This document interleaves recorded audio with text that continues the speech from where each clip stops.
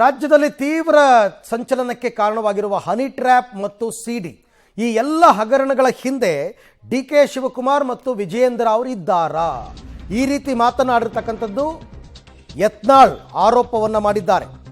ಜಾರಕಿಹೊಳಿ ಅವರ ಸಿಡಿಯನ್ನು ಬಿಟ್ಟಿದ್ದೇ ಡಿ.ಕೆ. ಮತ್ತು ವಿಜಯೇಂದ್ರ ಅಂತ ಯತ್ನಾಳ್ ಅವರು ಸಿಡಿಸಿರುವಂತಹ ಬಾಂಬ್.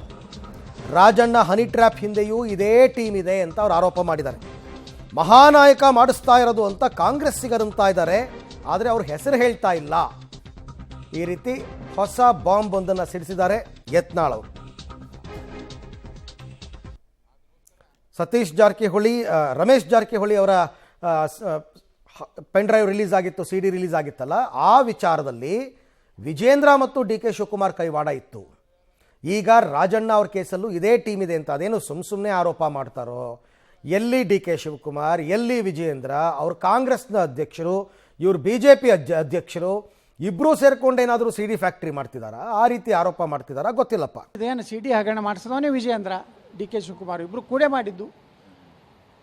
ಹಿಂಗೆ ಈ ರಾಜಕೀಯವಾಗಿ ನೀವು ತುಳಿದಿದ್ರೆ ಈಗೇನು ಮೊನ್ನೆ ನಡೆದಂಥದ್ದು ಏನು ರಾಜಣ್ಣಂದು ಯಾರು ಮಾಡಿಸಿದ್ದು?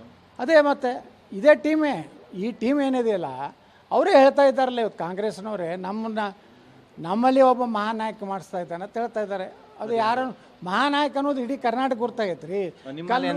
ಮಹಾನಾಯಕ ಅದಕ್ಕೆ ನಾ ಹೇಳ್ತಾ ಇರೋದು ನೇರವಾಗಿ ರಮೇಶ್ ಜಾರಕಿಹೊಳಿ ಅವರು ಹೇಳ್ಯಾರ, ಇವರಿಬ್ಬರು ಕೂಡ ನನ್ನ ರಾಜಕೀಯವಾಗಿ ಮುಗಿಸ್ಲಿಕ್ಕೆ ಪ್ರಯತ್ನ ಮಾಡಿದವರು. ನಾ ಹೇಳಿದ್ದಲ್ಲ, ಅವ್ರನ್ನ ಮುಗಿಸಿದವ್ರು ಅವರೇ.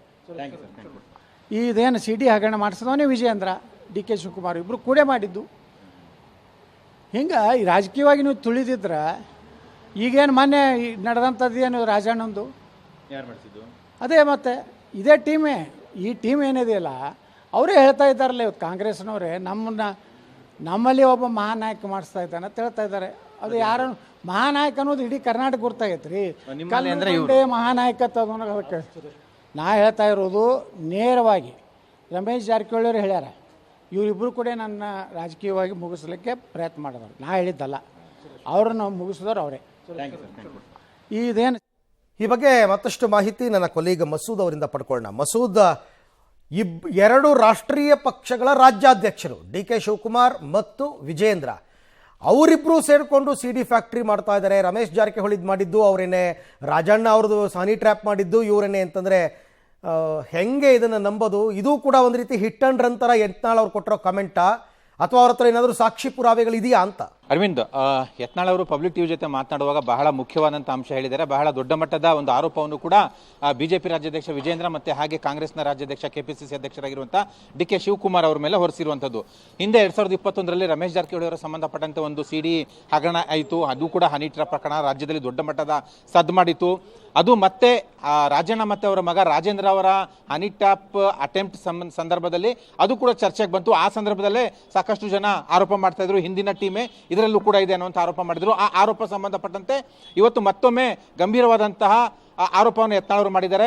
ರಮೇಶ್ ಜಾರಕಿಹೊಳಿ ಅವರು ಸಂಬಂಧಪಟ್ಟಂತ ಸಿಡಿ ಹಗರಣ ಏನಿದೆ ಅದರಲ್ಲಿ BJP ರಾಜ್ಯಾಧ್ಯಕ್ಷ ವಿಜೇಂದ್ರ ಹಾಗೆ KPCC ಅಧ್ಯಕ್ಷರಾಗಿರುವ DKಶಿ ಕೈವಾಡ ಇದೆ, ಇದರಲ್ಲೂ ಕೂಡ ಅದೇ ಟೀಮ್ ಇದೆ ಅನ್ನುವಂಥ ಆರೋಪ ಮಾಡಿದ್ದಾರೆ. ಜೊತೆಗೆ ಈ ಸಂಬಂಧಪಟ್ಟಂತೆ ರಮೇಶ್ ಜಾರಕಿಹೊಳಿ ಅವರೇ ಖುದ್ದಾಗಿ ಆರೋಪ ಮಾಡಿದ್ದಾರೆ, ಮಹಾನಾಯಕರು ಎರಡೂ ಪಕ್ಷದಲ್ಲಿ ಇದ್ದಾರೆ, ಅವರಿಬ್ಬರೇ ಈ ಸಿಡಿ ಹಗರಣಕ್ಕೆ ಕಾರಣ ಅಂತ. ನಾನು ಕೂಡ ಅದನ್ನೇ ಹೇಳ್ತಾ ಇದ್ದೀನಿ, ಎರಡೂ ಪಕ್ಷಗಳ ಮಹಾನಾಯಕರು ಯಾರು ಅಂತ ರಾಜ್ಯಕ್ಕೆ ಗೊತ್ತಿದೆ, ಅವರೇ ಇದರ ಹಿಂದೆ ಇರುವಂತಹ ಒಂದು ರೀತಿಯಲ್ಲಿ ಸೂತ್ರಧಾರಿಗಳು ಅನ್ನುವಂಥ ಆರೋಪವನ್ನು ಕೂಡ ಮಾಡಿದ್ದಾರೆ. ಹಾಗಾಗಿ ದೊಡ್ಡ ಮಟ್ಟದ ಒಂದು ರೀತಿಯಲ್ಲಿ ಸಂಚಲನ ಸೃಷ್ಟಿ ಮಾಡ್ತಿದೆ ಈ ಒಂದು ಆರೋಪ. ಈ ಸಂಬಂಧಪಟ್ಟಂತೆ ಯತ್ನಾಳ್ ಅವ್ರ ಹತ್ರ ಏನ್ ದಾಖಲಾತಿ ಇದೆ ಅಂತ ಗೊತ್ತಿಲ್ಲ, ಆದ್ರೆ ರಮೇಶ್ ಜಾರಕಿಹೊಳಿ ಅವರು ಅವ್ರ ತಂಡದ ಸದಸ್ಯರು. ಹಾಗಾಗಿ ರಮೇಶ್ ಜಾರಕಿಹೊಳಿ ಅವರು ಗೊತ್ತಿದೆ ಯಾರು ಮಾಡಿಸಿದ್ದಾರೆ, ಯಾಕೆ ಮಾಡಿಸಿದ್ದಾರೆ, ಯಾವ ರೀತಿ ಅವರ ರಾಜಕೀಯ ಬದುಕು ಹಾಳಾಯಿತು. ಹಾಗಾಗಿ ಅದನ್ನ ಯತ್ನಾಳ್ ಜೊತೆ ಹಂಚಿಕೊಂಡು ಯತ್ನಾಳ್ ಕೂಡ ಅವ್ರ ಜೊತೆ ಇರೋ ಕಾರಣಕ್ಕಾಗಿ ಈ ಒಂದು ಆರೋಪವನ್ನು ಮಾಡಿದ್ದಾರೆ. ರಮೇಶ್ ಜಾರಕಿಹೊಳಿ ಅವರು ಏನ್ ಹೇಳಿದ್ದಾರೆ ಇದನ್ನ ಯತ್ನಾಳ್ ಅವರು ಯಥಾವತ್ತಾಗಿ ಹೇಳಿರುವಂತದ್ದು. ಒಟ್ಟಾರೆಯಾಗಿ ಈ ಒಂದು ಗಂಭೀರ ಆರೋಪ ರಾಜ್ಯ BJPಯಲ್ಲೂ ಕೂಡ ಒಂದು ರೀತಿಯಲ್ಲಿ ಬಹಳ ಚರ್ಚೆಗೆ ಕಾರಣ ಆಗುತ್ತೆ, ಹಾಗೆ ಕಾಂಗ್ರೆಸ್ನಲ್ಲೂ ಕೂಡ ಚರ್ಚೆಗೆ ಕಾರಣ ಆಗುತ್ತೆ. ಅರವಿಂದ್, ರೈಟ್, ಥ್ಯಾಂಕ್ ಯು ತಮ್ಮೆಲ್ಲ ಮಾಹಿತಿಗೆ ಮಸೂದ್, ಧನ್ಯವಾದ. ಸೊ ಯತ್ನಾಳ್ ಅವರು ಮೊದಲಿಂದನೂ ಹಾಗೇನೆ ಯಡಿಯೂರಪ್ಪ ಮತ್ತು ಅವ್ರ ಫ್ಯಾಮಿಲಿ ಮೇಲೆ 108 ಆರೋಪಗಳನ್ನ ಮಾಡ್ಕೊಂಡೇ ಬಂದಿರತಕ್ಕಂಥವ್ರು. ಈಗ ಮುಂದುವರಿದಂತೆ ಸಿಡಿ ಮಾಡಿಸಿರೋದು ಅವರೇ ಅಂತನ್ಬಿಟ್ಟು ಡಿ.ಕೆ. ಶಿವಕುಮಾರ್ ಹೆಸರು ಜೊತೆಗೆ ವಿಜೇಂದ್ರ ಹೆಸರನ್ನು ಕೂಡ ಈಗ ಸೇರಿಸಿದ್ದಾರೆ.